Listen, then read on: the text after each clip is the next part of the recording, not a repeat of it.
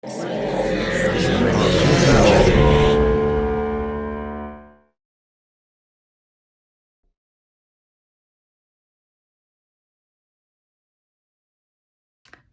of Darkness.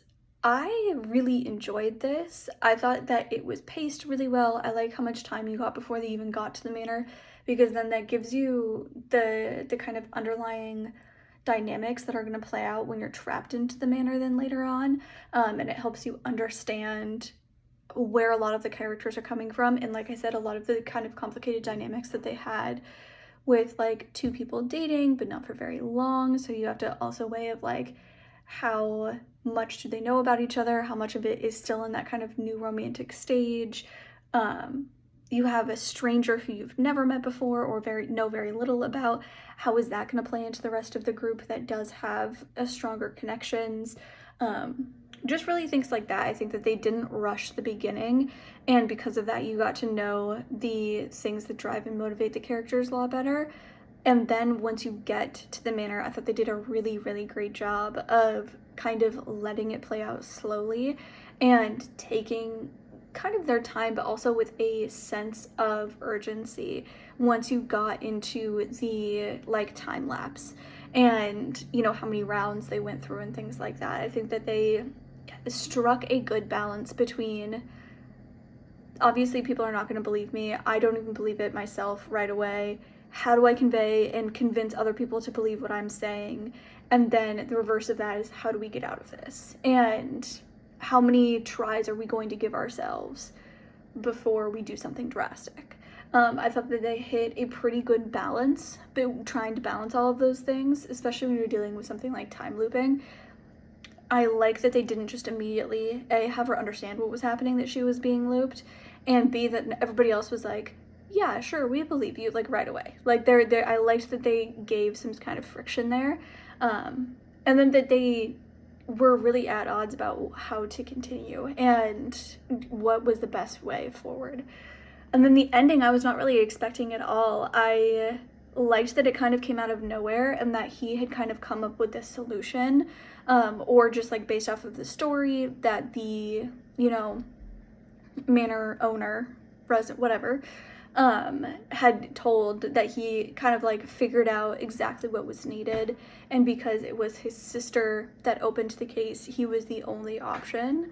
I thought that that was really beautiful and well done. And then to kind of see all of them in the aftermath of surviving the manor and what each of their kind of, how they moved on from, you know, from this thing. And then at the very end, having him be the new manor host, or, you know, manor owner, manor guide, whatever you want to call him. I thought it was really well done. I thought it was great. Was curious though that like if I had survived that, like if I had been the sister, if I had been the one that was looped, the one that opened the chest initially, and I actually managed to get out, I think I would do everything I could to like burn the manor down. Like to I would either buy it myself and then just not let anybody into the like wall off the basement. But I feel like I would do something and not just like completely leave it, unless that was part of surviving, that you forgot or couldn't go back on, or like didn't no longer had access to the manor essentially. But besides that, I thought it was great, and I thought it was really well done. Like I said, I liked the pacing a lot. I think that they had a lot of things that they had to balance and find a kind of sweet spot in between, and I think they did a pretty good job. I really liked Manor of Darkness. I This might be one of my favorite horror movies I've seen in a long time, both in festivals and in theaters. Like, I like the concept because I don't know. I always like the like time loop concept as a narrative device in general, and I thought it was executed really well here because it's like each new time, one, the character's learning, but also you're learning the rules and you're building world, but you're also building tension. And as a narrative, as a like from a writing perspective, like you can, it's a really great like tool because you can like change and change the pattern and break expectations in great creative ways that creates new like one emotions, but also like new like twists and turns and keep the audience on their toes basically. And I thought that was executed really well here, and it's great for like drawing. somebody like me in who's not really like the biggest horror fan, this was something I could get behind because I'm like, now I'm trying to solve the mystery. I'm trying to figure it out along with the characters. So it really like drew me in for real. Um, I thought the acting was great. Um, and the cinematography, like with really using the location for real. Um, but yeah, really the writing, like the concept really was like the standout for me. Like, because like usually we see like the time loop things in not necessarily in horror. At least I haven't. I thought horror is a great genre to use that for. So like it worked like perfect, like like it synced up perfectly in a way of like because now it's constant scary, but also you're still figuring out the mystery. And yeah, man, I really liked it, yo. Uh, the twists and the turns of like the rules that you have set up for the problem and like the twists and turns and how to solve it and like you try this and if that didn't work and then try this and that didn't work but then if that didn't work then that means this and this and so you're like the audience is like plays detective. I thought it was dope. I thought it was really well executed. Also, I saw it was made by Blake Ritter, which I follow on Instagram. Shout out to bro. His filmmaking tips are very helpful. And so yeah, I just wanted to say that. Great job. Manor of Darkness. This was really cool. I think that for a full length feature, I loved the story on this and I loved the way that they executed it. I think that they definitely dotted all their I's, crossed all their T's. Cinematography was stunning right from the get go. I loved the beginning with that drone overhead shots. The location was absolutely magnificent and it was the perfect house to have as the manor. Musically, especially the music at the beginning, so very cool. The composer knew how to use dissonance, how to resolve it, how to give you that foreshadowing and that unease where you're like, oh, okay, we're in for something good. The actors, every single actor in this, absolutely amazing. They just nailed it. And everybody was a joy to watch.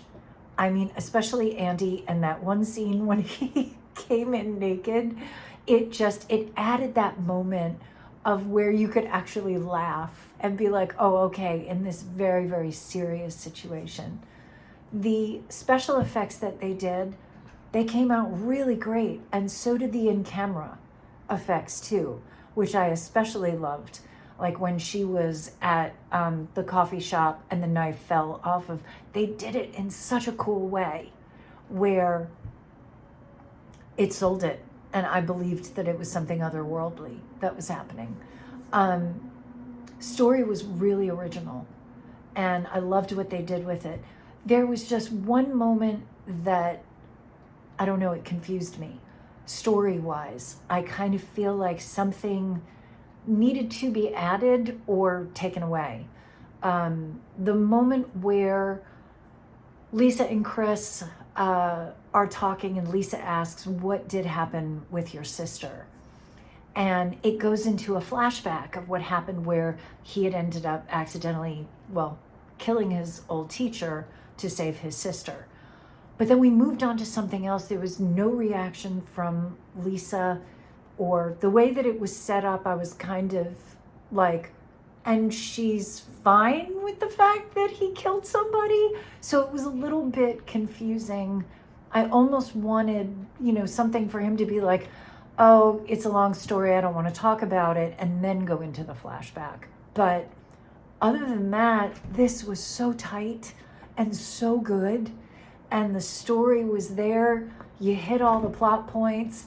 And I loved the little epilogue scene of the next couple coming to the house. So you know that this is something they're not done yet. So great job. Manor of Darkness. Okay, so this film embraces its indie roots with an impressive cinematography that elevates the eerie atmosphere that it plans to create. Each character feels very distinct, which adds layers to the group dynamic as the tension builds at a steady, gripping pace. The film leans into classic horror conventions, but executes them really well, making familiar tropes feel fresh.